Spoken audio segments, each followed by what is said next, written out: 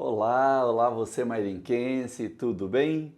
Eu sou o professor Giovanni, estamos aqui com mais um programa AMPF TV e hoje nós estamos recebendo aqui, nesse programa tão legal, que é um projeto da AMPF sobre educação patrimonial, nós estamos recebendo aqui uma celebridade mairinquense, que é a nossa amiga, a professora Cida Medina. Cida, seja bem-vinda aqui no nosso programa. Hoje a proposta é a gente relembrar um pouco de histórias da educação mairinquense. A Cida tem um histórico enorme de trabalho e contribuição aqui com a nossa história mairinquense, principalmente no campo da educação. Então ela vai começar se apresentando. Fale para os nossos telespectadores quem é a Cida Medina. Boa noite. Em primeiro lugar, eu queria agradecer terem se lembrado de mim, fiquei muito feliz. Meu nome inteiro é um palavrão, Aparecida Lubisotto Medina Martins Arruda. Eu tenho 67 anos, eu nasci em Itapetininga e aos 10 anos eu mudei aqui para Mairinque. Mas então, se eu tenho 67 a 57, eu estou aqui, eu sou mairinquense. E por coincidência eu recebi o título de cidadã mairinquense exatamente pelo trabalho desenvolvido na educação. Fui casada com Francisco de Assis Martins Arruda, que recebeu esse nome Francisco de Assis em homenagem a São Francisco de Assis, de quem ele era muito devoto. Tenho 3 filhas, Fabiana, Lívia e Rafaela. Meus genros, tenho 2 netos que são meus xodós, a Manuela e o Davi Francisco. Eu me formei em 74 no magistério, no antigo curso normal, que se chamava na época, e tenho dedicado a minha vida à educação. E quando você fez o magistério, já foi no Altina Júlia? Não. O magistério eu fiz no Horácio Malelane, não tinha ainda o magistério na Altina Júlia. Eu fiz em São Roque, okay, no Horácio Malelane. Legal. Fale pra gente um pouco assim, brevemente, que depois a gente vai entrar mais em detalhes, da sua trajetória profissional, né? Onde é que você começou a lecionar e depois até chegar nos dias de hoje? Eu comecei a lecionar, eu me formei em 74. Em 75, eu comecei a trabalhar como estagiária no Grupo Escolar Professor Manuel Martins Vilaça. Qual era o serviço do estagiário? Cobrir algum professor que faltasse. Depois, em seguida, eu trabalhei 5 anos na escola do bairro Moreiras. Pessoal de Moreiras, lembram-se de mim? 5 anos aí com vocês. Depois ingressei como professora titular no bairro Ibaté, em São Roque, e assim que teve remoção eu voltei para o bairro Moreiras, aí como professora efetiva, feliz da vida. Depois de professora do 1º ao 4º ano, aí eu fiz o curso de pedagogia, substituí professores, na época quem fazia curso de pedagogia podia substituir os professores específicos. Então, eu dei aula de história, dei aula de português e depois, já tendo a pedagogia e sendo professora das matérias pedagógicas, eu atuei durante 15 anos no curso magistério do Altina Júlia. Aí fui fazendo vários cursos, supervisão, daí eu fiz especialização em direito educacional, eu fiz didática do ensino superior, vários cursos. E acabei fazendo mestrado em educação. E quando eu fiz o mestrado em educação, eu contei, a minha dissertação de mestrado foi Escola Altina Júlia entre História e Memórias. Porque eu fiz uma relação daquilo que era história, porque não sei se vocês sabem, a Escola Altina Júlia de Oliveira foi o primeiro ginásio estadual aqui na cidade. E nessa época eu conto um pouco do que a gente sofria para ter a vaga no ginásio. A gente tinha que fazer o exame de admissão, eram selecionados os melhores alunos, né? Por que isso? Porque na época não tinha vaga no ginásio para todos os alunos que vinham do grupo escolar. Então a gente tinha que fazer o exame de admissão, ser aprovado. E aí eu contei um pouco dessa história, de como foi implantado. Inclusive eu tenho um detalhe que eu acho importante o pessoal de Mairinque saber. Na época, porque o ginásio Altina Júlia de Oliveira funcionava inicialmente no prédio do Grupo Escolar Professor Manuel Martins Vilaça. Depois, numa gestão do senhor Arganaldo Ortolani, que veio a verba do Estado para fazer a construção do Altina Júlia, que daí foi ao lado lá do prédio da prefeitura onde está hoje. E tem uma coisa que eu contei nessa história que eu escrevi sobre o Altina e que eu acho bom frisar. Na época, o senhor Arganaldo Ortolani vinha a verba do governo e era o município que geria essa verba para poder construir. E eu acabei sabendo da história que assim que terminou a construção da Escola Altina Júlia de Oliveira, sobrou uma verba. E aí o engenheiro foi conversar com o senhor Arganaldo, dizendo que tinha sobrado uma verba, que ele queria que fizesse com aquela verba. E o senhor Arganaldo, como era um homem à frente do seu tempo, perguntou para ele se seria possível construir uma quadra. Para quem relembra a história de Mairinque, no tempo que funcionava no prédio do Vilaça, a gente ia fazer aulas de educação física lá numa quadra não muito boa do CASB, que era aberta, dia de chuva nós não tínhamos aula de educação física. Então o que o senhor Arganaldo falou para o engenheiro? Que se fosse possível fazer uma quadra então. Será que o dinheiro dava para construir uma quadra? O engenheiro falou que talvez desse, porém não iria dar para construir com arquibancada, com tudo que precisava. E o senhor Arganaldo perguntou para ele se dava pelo menos para ser coberta, para que os alunos tivessem as aulas de educação física mesmo no tempo de chuva. E o engenheiro colocou que sim, que dava para fazer coberta. Então, eu fui em busca das plantas e realmente a planta da Escola Altina Júlia de Oliveira é de uma data e a planta da quadra é de quase 2 anos depois, o que se confirma a história. Então, eu acho legal a persistência, digamos assim, né, do prefeito Arganaldo Ortolani em se preocupar com o bem dos estudantes. Então, esse é um ponto que eu gosto sempre de lembrar. Eu acho importantíssimo porque essas pessoas são modelos para nós, né? É importante que os nossos alunos hoje conheçam essa história, porque são modelos de honestidade, né? Se fosse hoje, esse dinheiro ia desaparecer, né? Com nem certeza, fumaça. Com certeza. E conta pra gente, Cida, como é que você virou diretora lá na Escola Lelizito? Em que ano foi isso e o que você fez a partir dali? Olha, quando a Escola Lelizito foi construída, eu estava construindo a minha casa na mesma rua. E todo dia que eu passava em frente da construção, eu dizia para o meu marido, ainda um dia eu vou ser professora nessa escola. Porque na época eu lecionava em Moreiras, era assim aquele sufoco, né? Se meu Fusca contasse as histórias, né? Que tinha que pôr até corrente no carro para poder ir. Quem é de Moreiras deve se lembrar disso. E eu sempre falei, eu quero, se um dia, se Deus quiser, eu quero dar aula nessa escola. E aí ingressei como professora efetiva, depois comecei a trabalhar como assistente de diretor de escola, depois prestei o concurso de diretor de escola e ingressei do concurso de diretor na Escola José Pinto do Amaral, na Vila Barreto.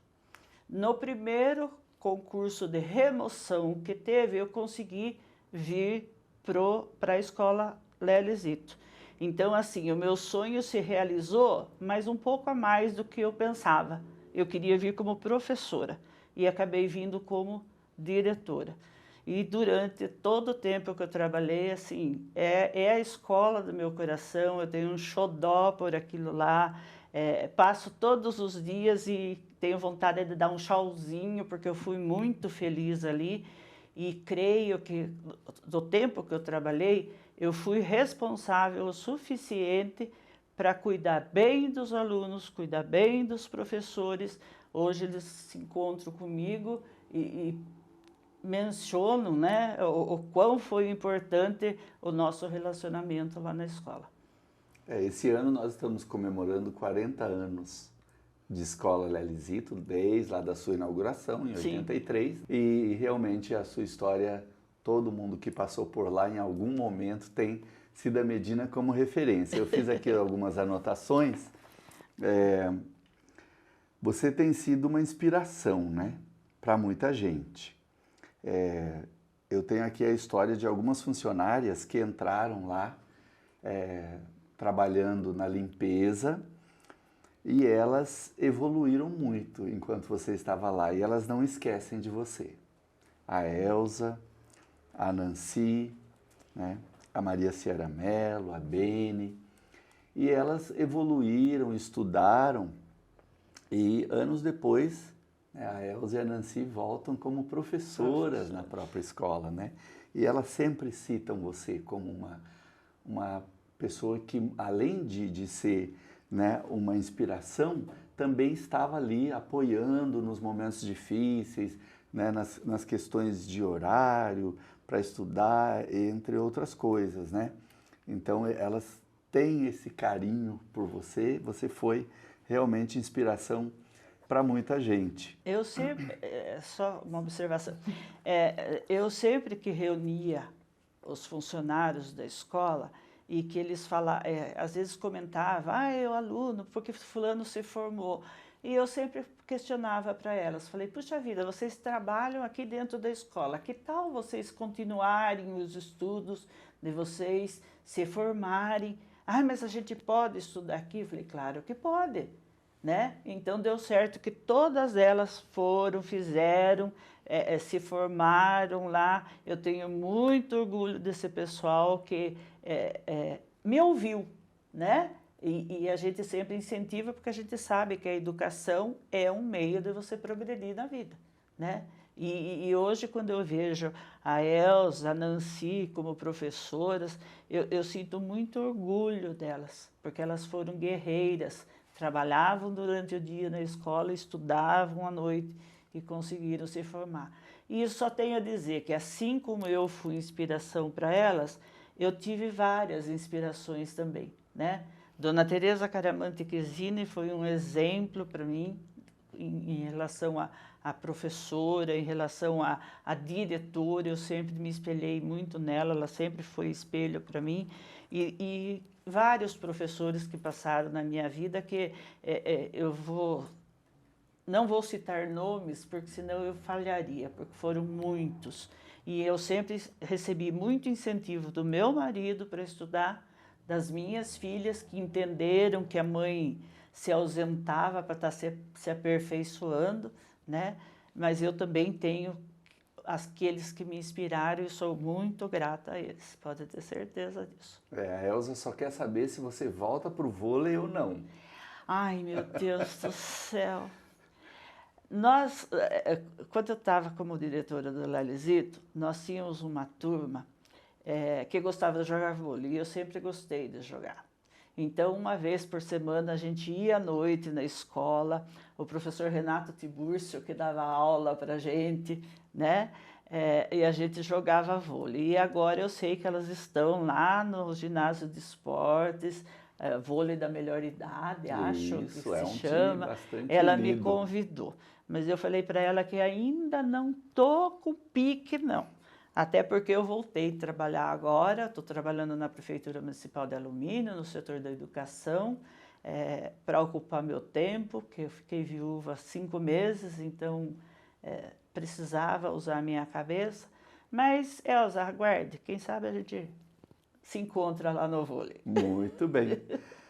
E falando dessa formação, né, das professoras, queria te perguntar o que você acha hoje dessa nova modelo de formação em pedagogia que está se assumindo cada vez mais com a questão da modalidade EAD e também da questão de não ter mais o estágio como obrigatoriedade, né? Algumas faculdades ainda mantêm, né, aquelas mais conservadoras mantêm o estágio, mas muitos cursos já estão eliminando o estágio.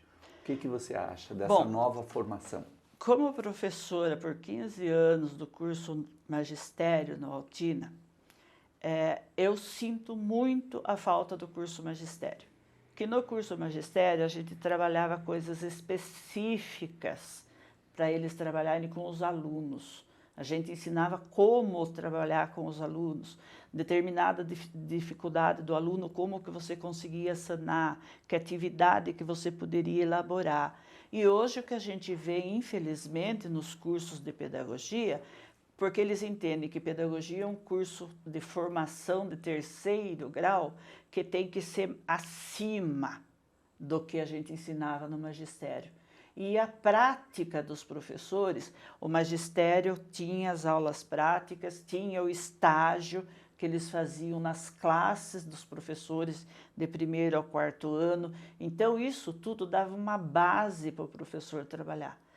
Eu sinto a diferença, lecionei também nos cursos de pedagogia, mas eu senti muita diferença entre a formação do magistério e a formação do curso de pedagogia. E pedagogia seria, na minha opinião, seria um curso que não poderia ser em EAD. Teria que ser presencial, porque na relação professor-aluno presencial, você entende se o aluno está entendendo ou não, se o aluno quer te questionar a respeito de alguma coisa. Então, eu sou contra a pedagogia na modalidade EAD. E o estágio é a parte principal. É onde o aluno vai pôr em prática aquilo que ele aprendeu, é onde ele vai perceber, pelo olharzinho do aluno também, se o aluno entendeu ou não, se precisa de uma explicação a mais ou não. Então, o estágio, gente, é essencial no curso de formação de professores. Não dá para ficar sem, não. O que a gente percebe é que cada vez mais a tecnologia está sendo introduzida nesse ambiente da escola, né? E daí vão se encontrando formas de colocar a tecnologia como um elemento ali essencial dentro do processo ensino-aprendizagem. Acho que é um caminho meio, né, sem volta. Um caminho sem volta, mas a gente, desse caminho sem volta, a gente se revolta. Né? Você deve ter ouvido já falar que alguns países aí estão, como a Suécia, a Finlândia, né, que são referências em termos de educação, estão repensando a questão da permissão do celular na sala de aula, né? Porque hoje o celular é um elemento que a gente usa para consultar a todo momento, né? A questão é que ele também pode ser usado para lazer, para diversão, e a criança não tem esse filtro, né? Ela quer se divertir o tempo todo. A criança não tem esse filtro e nas aulas, na escola, tem que ter aquele momento entre professor e aluno. E nesse momento, o celular é uma distração. Então, o aluno acaba não prestando atenção no que o professor quer trabalhar, no conteúdo que o professor quer trabalhar, porque ele está se distraindo com o celular. Existem momentos, lógico, que se pode usar o celular, vamos pesquisar sobre determinada coisa, pesquise em tal assunto, daqui a pouco a gente vai discutir, aí é legal. Agora, o celular por si só, realmente ele atrapalha as aulas. É isso. E aí, mudando para um pouco de assunto, você é recém-formada em Direito, né? E a gente vê que o direito, na questão da educação, tem, né? A gente é movido por leis, decretos, o tempo todo é um decreto, uma portaria atrás do outro, né? Conta pra gente o que te levou a estudar Direito. Bom, eu já tinha feito especialização em Direito Educacional. Então, aprendi sobre as leis da educação. Trabalhei um tempo na diretoria de ensino de São Roque como supervisor de ensino e lidava com processos em relação à educação. Porque caía determinados processos no fórum e quem lidava lá não tinha ideia da legislação educacional. Então, às vezes, a gente precisava ir até lá e explicar tal lei é assim, para entenderem. Então, quando eu fiz o curso de especialização em Direito Educacional, eu gostei muito. Aí, eu me aposentei do Estado como diretora, continuei dando aula na faculdade à noite, depois saí da faculdade à noite, eu consegui ficar 1 ano na minha casa, feliz da vida, porque daí eu não tinha horário para levantar, eu não tinha horário, feliz da vida. Só que no final desse ano eu comecei a entrar em depressão. Porque sempre trabalhei em escola, lidei com muita gente, professores, funcionários, alunos, comunidade. Então estava me fazendo mal ficar em casa sem ter acesso a nada. E aí um amigo me ligou e ele falou assim, olha Cida, eu estou fazendo faculdade de Direito e nas aulas eu lembro muito de você. Isso ele me falou na quinta. Na sexta eu fui na faculdade e vi se tinha vaga, na segunda eu comecei a fazer o curso. E fiquei feliz da vida, porque daí eu estava saindo, eu estava me entrosando com os amigos do curso. Então, assim, completei aquela formação que eu tinha de Direito Educacional, completei com as outras áreas do Direito. E aí fui tão feliz que antes de terminar a faculdade, eu fiz o exame da OAB, já me formei aprovada no exame da OAB. Então, que legal, que exemplo, né?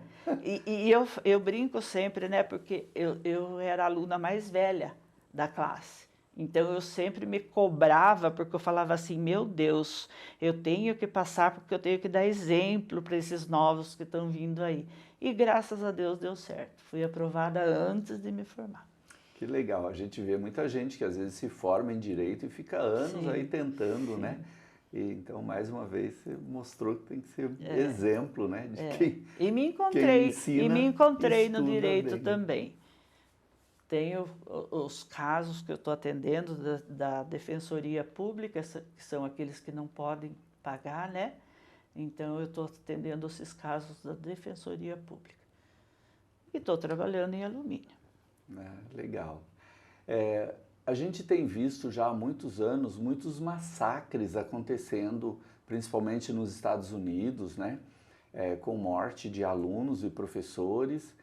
E a gente achava que era algo que estava lá fora. Estava longe. Até que recentemente começou a acontecer no Brasil, no Rio de Janeiro e recentemente aqui, né, no estado de Santa Catarina e São Paulo, né?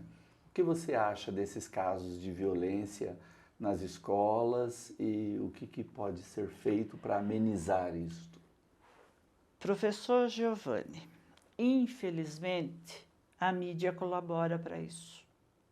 Quando acontece um caso, é tão falado, é tão mostrado, que eu acho que até certo ponto acaba incentivando a que tenha mais para eles estarem na mídia, né?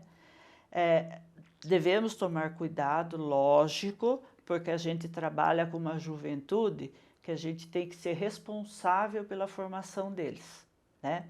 A professora Estela, diretora da Escola Larlesito, me convidou já como advogada para ir fazer uma palestra para eles sobre fake news. Porque muita coisa é fake news. Nós temos casos reais, mas esse falatório, por exemplo, na época que eu fui fazer a palestra, estava aquela coisa, vai acontecer massacre na escola tal, falavam até das escolas de Mairinque, né? Então, Sim. Os pais assustados, com medo de mandar seus filhos para a escola, e aí eu conversei com eles e falei, conscientizando que fake news é crime. Então, para eles tomarem cuidado com aquilo que colocam na internet. A internet aceita tudo.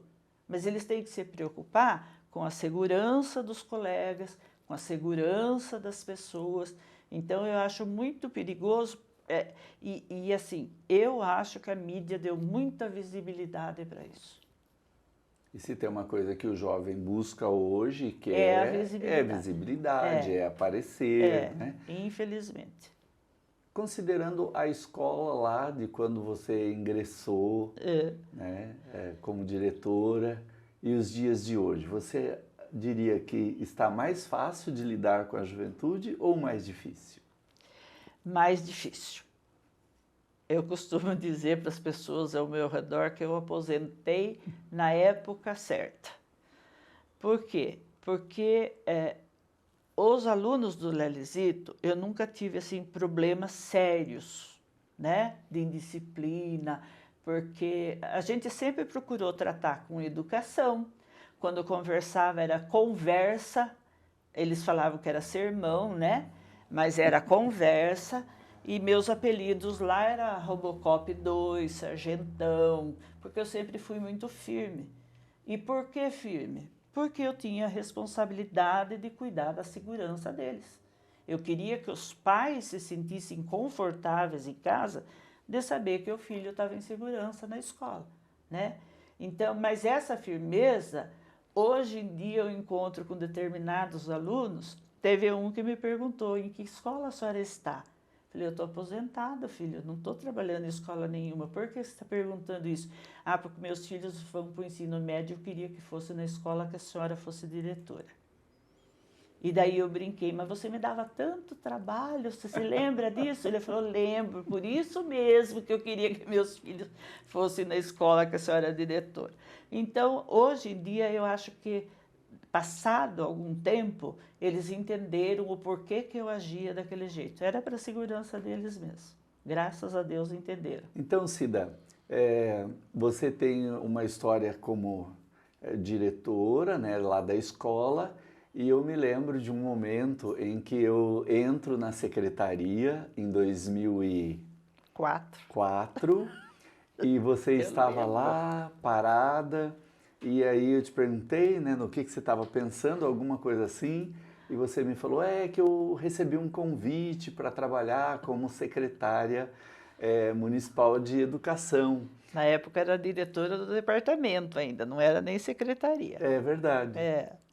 E aí eu estou em dúvida e eu disse para você: vá, Cida, vá, porque aqui você já fez o seu trabalho, deixou sua marca, e a gente muitas vezes quer salvar o mundo e a gente não dá conta de salvar o mundo. E lá você vai poder fazer um trabalho diferenciado com as crianças. Eu me lembro como se fosse hoje, né? Eu também lembro dessa nossa conversa. E aí, 2005 já faz bastante tempo, né? Eu fiquei de 2005 até setembro de 2008. E aí eu queria que você falasse um pouco, então, para a gente das experiências boas que você teve à frente lá da educação municipal em Mairinque, das conquistas, coisas que você contribuiu para a nossa educação municipal. Eu usei muito da minha experiência de diretora do Lelizito, porque daí eu passei a ter mais de 10 escolas sob meu comando, não só uma, né? E aí a gente tinha que se preocupar com o conjunto, pensar no benefício para todos, pensar no benefício para os alunos de todos. Então, nós procuramos, eu e minha equipe, porque a gente não trabalha sozinha, né? Eu e minha equipe procuramos fazer o levantamento do que as escolas estavam precisando para a gente fazer as reformas necessárias, o que precisava de material. E num segundo momento, foi aquele momento que, já tendo sanado os problemas físicos das escolas, estruturais, digamos assim, a gente começou a pensar como atender melhor os alunos. E aí a gente percebeu a necessidade de ter profissionais específicos para atender aluno que não aprendia, o aluno que tinha alguma necessidade especial. Então foi criados cargos de psicóloga, psicopedagoga, terapeuta ocupacional, fonoaudióloga, tudo da educação. E aí nós formamos o Núcleo de Apoio Multidisciplinar, que funciona até hoje e que, modéstia à parte, eu tenho um baita de um orgulho de ter criado isso, porque eu vejo que as meninas que trabalham lá até hoje, elas se dedicam para os alunos do município. Eu fico feliz de saber que esse trabalho teve continuidade, então foi percebido a importância dele, né? Então, esse foi uma das coisas que a gente conseguiu, que o grupo que trabalhava comigo, a gente conseguiu fazer. E eu tive muitas experiências boas. Entre elas, nós conseguimos uma parceria com a Fersol, na época, e nós fizemos 2 congressos de educação, né? Aí a gente conseguia com a Fersol, que nos dava os lanches, custeou alguns dos palestrantes que a gente queria, que nós não tínhamos verba da prefeitura específica para isso, e graças a Deus foram assim 2 congressos que foi assim muito sucesso. Os professores aqui não tinham tido, né? Então eles perceberam também que o pessoal do departamento estava trabalhando para a formação deles, né? Então, eu acho que essas 2 coisas são o que mais me marcaram de positivo. O NAM, que é o Núcleo de Apoio Multidisciplinar, e os congressos educacionais. Eu, enquanto vereador, eu sempre estava acompanhando o trabalho do NAM, importantíssimo. Sim. Nós temos cada vez mais as crianças apresentando questões aí do cognitivo, dificuldades de aprendizagem, né? E tem lá uma equipe que tem muito campo para trabalhar, né, com as crianças. A gente hoje, eu acredito que tem mais de 40 crianças sendo assistidas pelo NAM, né? Muito mais. No município. Então, eu vejo lá no finalzinho, né? Tô lá na escola, eu vejo o finalzinho da linha, né? Mas muito há de se fazer ainda. Sim. Tem muito que ser feito com essas crianças que têm dificuldade de aprendizagem. O que me deixou muito feliz é que esses profissionais, eles acabaram vestindo a camisa, eles entenderam qual era o nosso objetivo e vestiram a camisa. Então, até hoje, eu ouço falar muito bem deles, e isso para mim é uma satisfação, né? Que a gente teve sorte de contratar profissionais responsáveis, estão lá, dedicados. Então, isso para mim é um prazer imenso. Legal. É importante a gente lembrar aqui da professora Rosane, né? Que é sua discípula. Sim. E a Rosane continuou fazendo os encontros com os professores de formação. Então, esses congressos perduraram por anos, né? Já há um bom tempo a gente não tem, mas que é importante o professor estar tendo contato com especialistas da educação. Exato. Que estão anos-luz à frente, né? Que estão sempre...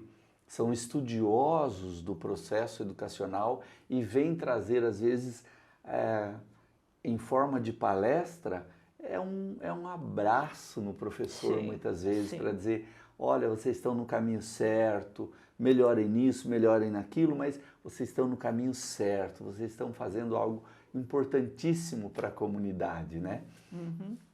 E você poderia falar um pouquinho para a gente também como foi o processo do plano de carreira, porque foi você que deu início ao plano de carreira da educação. O plano de carreira, a partir do momento da municipalização, que o município passou a receber verbas do Fundeb, né, que é verba específica para a educação e que 60% dela deveria ser gasto com os profissionais da educação. E aí nós elaboramos o plano de carreira, que era para o uso desses 60%, né? De modo que os professores recebessem salário digno. No final do ano, se havia sobra desses 60%, os professores recebiam também um plus, digamos assim, no final do ano, né, dessa sobra, porque a gente era obrigada a gastar 60% com os professores. Então, é lógico que você, quando vai fazer o planejamento, você não usa logo de cara 60%, porque pode ser que um professor tire licença, tenha que pagar um substituto, então a gente sempre usava um pouquinho menos. E aí, no final do ano, tinha saldo desses 60% e era distribuído para os professores. Em forma de bônus. Em forma de bônus, isso, em forma de bônus. Então, foi assim, uma época também que eu creio que a gente agradou aos professores, porque o plano de carreira foi um plano que valorizou o trabalho deles, melhorou o salário de todo mundo, então foi uma coisa bem, bem positiva também. A gente está falando de um tempo, né, em que não tinha todas as leis que tem hoje específicas, Sim, né? sim. Então hoje a gente tem o piso nacional, né, do professor, não tinha nada disso, né? E realmente tinha que buscar caminhos para valorizar o professor. Valorizar e adequar o salário, né? Isso, Mairink foi vanguarda mesmo nesse sentido, Sim. né? Falando de escola e do tempo da sua gestão à frente da educação, você tem saudades dos desfiles cívicos? Ai, não fale disso para mim. Tenho muitas saudades. Eu tenho saudades dos desfiles, eu tenho saudade do canto do hino nacional, pelo menos uma vez por semana nas escolas. Eu tenho saudade da oração à pátria que os nossos alunos de ensino médio falavam todo dia antes de entrar na sala de aula, né? Se revoltaram comigo quando eu cheguei no Lelizito, porque eu fiz formar em fila, daí cada professor passava, pegava a sua filha e ia para a sala de aula. Fui super criticada, mas funcionou, graças a Deus. Olha, eu estive no Lelizito já, né? Peguei parte dessa época, das filas eu me lembro bem, era uma forma de organizar, e antes de você criticar, lembre-se que era ensino fundamental também, tinha muita gente, né? Lelizito tinha 1.200, 1.300 alunos, né? Era uma outra época e tinha que se organizar toda essa galera, né? Então não subia enquanto o professor não pegasse a fila e subia para a sala, né? Agora, falando dessa oração, eu não cheguei a pegar, mas você se lembra dela e poderia fazer ela aqui para a gente hoje, para os alunos do seu tempo relembrar? Você pode olhar para essa câmera aqui. Por incrível que pareça, às vezes eu encontro alguns alunos e eles falam, Dona Cida, olha como eu lembro da oração à pátria, e me falam a oração à pátria. Mas eu lembro sim e posso falar. A gente dizia assim, Brasil, nesta casa de educação e ensino, constantemente pensamos em ti, em teu passado de glórias, em teu presente de realizações salutares, em teu grandioso porvir, possas tu, pátria amada, te orgulhares um dia dos filhos teus que nesta hora te saúdam. Bom dia, Brasil. Que legal. E é de sua autoria? Não, não. Você já pegou? Eu já peguei de alguém e trouxe e gostei, aquela coisa, sabe quando você ouve uma oração e era a oração à pátria? Meu Deus, a gente tem que ter nosso civismo, a gente tem que amar nosso país, a gente tem que respeitar. Então foi introduzida, mas não sou eu a autora, não. A gente tinha um momento histórico, né, que estávamos saindo de um período de ditadura, e então muitas coisas dessa forma que era, né, começou a ser visto como algo ruim, né? As escolas pararam de cantar o hino, de ter que decorar aí uma oração, porque tudo virou ligado à ditadura, ao militarismo, e na verdade muita coisa se perdeu em termos de nacionalismo Sim, mesmo, né? De sim. amor à pátria, que realmente era importante e a gente naquele momento não sabia separar bem É, e tudo virou uma coisa num único tacho, né? mas na escola Lelisito a gente sempre batalhou por essa brasilidade, por esse amor ao nosso país. É, muito legal. É, bom, eu acho que a gente fez aqui um painel, né, de coisas importantes. Você lembra de algum aluno que assim que deu muito trabalho em termos de disciplina, que ia sempre lá ter aquela conversinha com você quando tirava notas vermelhas, você chamava os alunos para conversar? Tem algum caso particular que você se lembra é, e queira compartilhar com a gente? Ou você pode falar como você tratava esses casos de indisciplina na sua época? Teve vários casos, eu não vou citar nomes por questão de ética, né? Mas eles sabem. Quem estiver assistindo sabe. É, mas eu sempre procurei, aqueles alunos que aprontavam, eu sempre procurei chamar na minha sala, sentava, conversava, chamava a atenção deles, olha, isso não é legal o que você está fazendo. Então, a gente sempre citava a família, você tem que honrar a sua família, não faça para não ter que falar, o filho do fulano está fazendo arte na escola. E isso a gente sempre conversava com eles. E tinha dias que, quando eu não estava muito bem, o aluno que aprontava eu dava castigo. E o castigo que era? Comece a cantar o hino nacional e sem errar. Era esse tipo de castigo. Mas, como eu falei, eu fico feliz por agora encontrar os alunos antigos e eles demonstrarem que entenderam tudo aquilo que eu fazia. Então, aquela imagem ruim da dona Cida que eles falavam, parece que se apagou um pouquinho porque eles entenderam o porquê que eu fazia aquilo. Legal, então. E outra coisa, já que você falou que eu chamava por nota vermelha,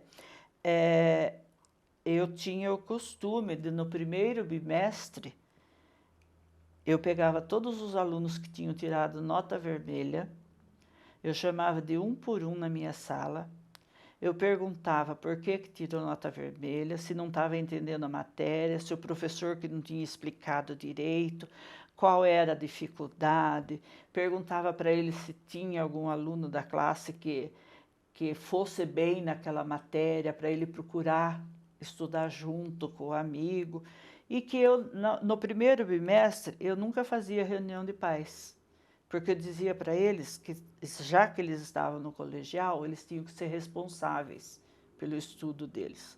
E eu avisava, no primeiro bimestre eu não vou fazer reunião de pais, vocês têm que mostrar que vocês são responsáveis.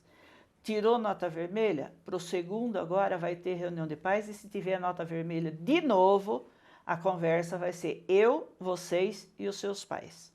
Então, assim, dessa conversa que tinha com a escola inteira, muita gente dizia que eu perdia tempo. Eu acho que eu sempre ganhei tempo quando eu fiz isso.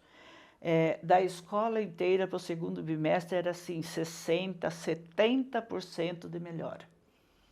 Então, a gente chamava a atenção deles, eles entendiam que eles que tinham que ser responsáveis e não os pais, né?